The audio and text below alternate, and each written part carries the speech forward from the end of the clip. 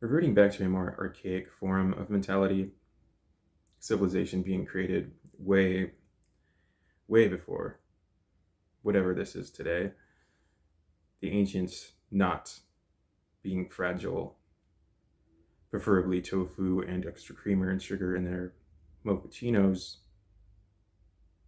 observing their megalithic constructions of the past still somewhat intact today, and their different forms of written language and art, one could come to the conclusion that man of today is not even the same species, or maybe an offshoot subspecies of the former. It's pretty obvious that something went very wrong at some point in history to lead us to where we are now, a point in time where men perceived themselves to be smarter and more evolved in some kind of arrogant, egotistical, reverse psychological joke,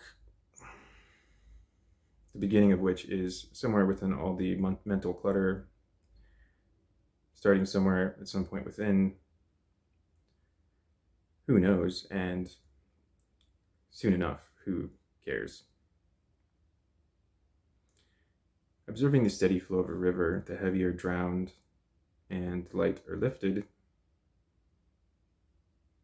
heaviness being determined by oversaturated logic, mindfulness, and materiality, where possessions become an anchor. Buoyancy being defined by one's ability to disregard the former by following the heart. This is, of course, the difference between exoteric and esoteric, profane and the proficient. In the esoteric treatise called Secret of the Golden Flower, recorded by Liu Yen, there is an excerpt that I found quite interesting.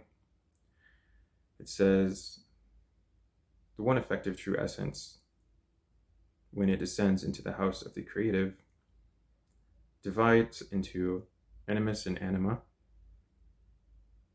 The animus is in the heavenly heart. It is the nature of light. It is the power of lightness and purity. It is that which we have received from the great emptiness, that which has formed from the very beginning. The anima partakes of the nature of darkness. It is the power of the heavy and the turbid. It is bound to the bodily, fleshly heart. The animus loves life. The anima seeks death. All sensuous pleasures and impulses to anger affect the anima. Darkness returns to darkness, and light things attract each other.